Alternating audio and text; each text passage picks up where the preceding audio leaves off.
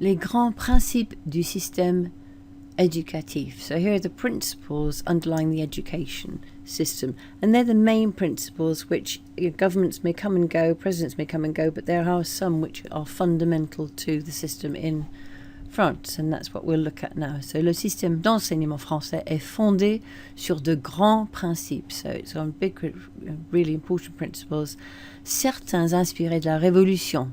So some of them go right back to the Revolution. And what are they? L'organisation de l'enseignement public obligatoire, gratuit et laïque. So it's got to be obligatoire, compulsory, gratuit, free, and laïque and secular. So if you follow that link, here you are, there's the title, and then it will talk about each of the elements which are important. And at the moment, it's it's particularly relevant at the moment. They're really pushing the charte de la laïcité à l'école.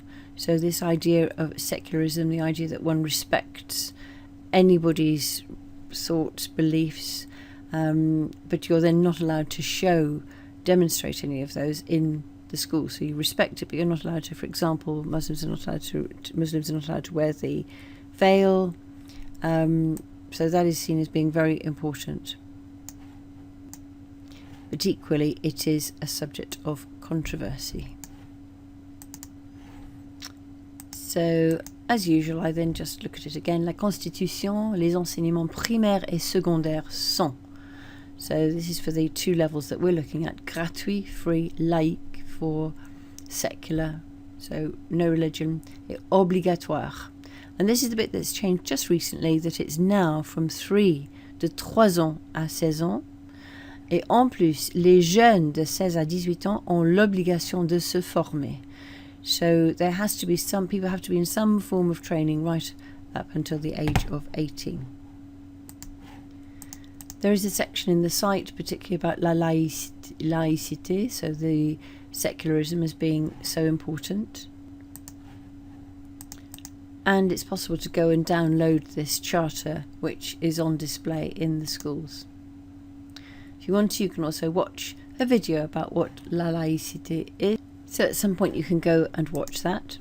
But because of the fact that schools are not allowed to teach religion, there is a demand for private schools where in private schools you would be allowed to teach religion.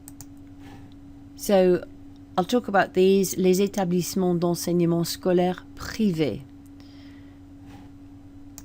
So le statut des établissements d'enseignement scolaire privés dépend de leur lien avec l'État.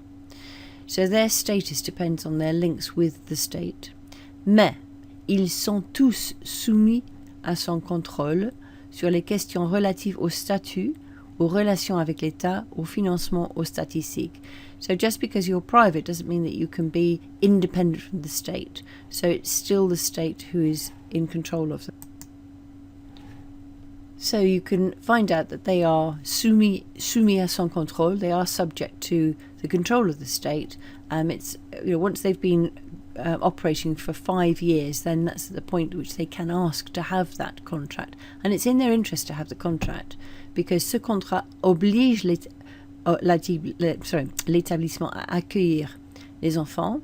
So they do have to accept everybody, whatever their origin, opinion or belief ou de croyance.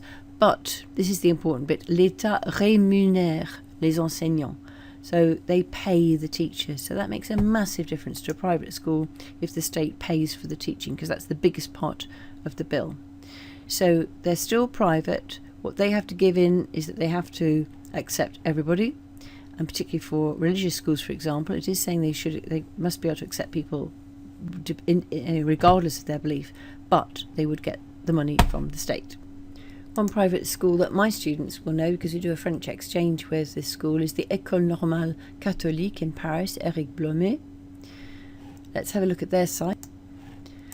And this is an example of a school, and there are many like this, not only in the private sector but also in the state sector, where in fact they have all types of school under one roof. So you have got the école, you've got the collège, the lycée, and also these classes prépa, which is the ones which you go to before you go to university. So do have a little look at different websites for schools, any school, and by clicking away you'll be able to see words, and it just reinforces all of the language that you've been learning. And the next section we're going to look at is particularly about the reforms. There have been loads of reforms recently, which is why I've had to put this presentation together, because all of the textbooks are out of date now. So having learnt everything, it's good then to have a look at these sites, and if you've been there, it's just great to be able to see that you recognise it.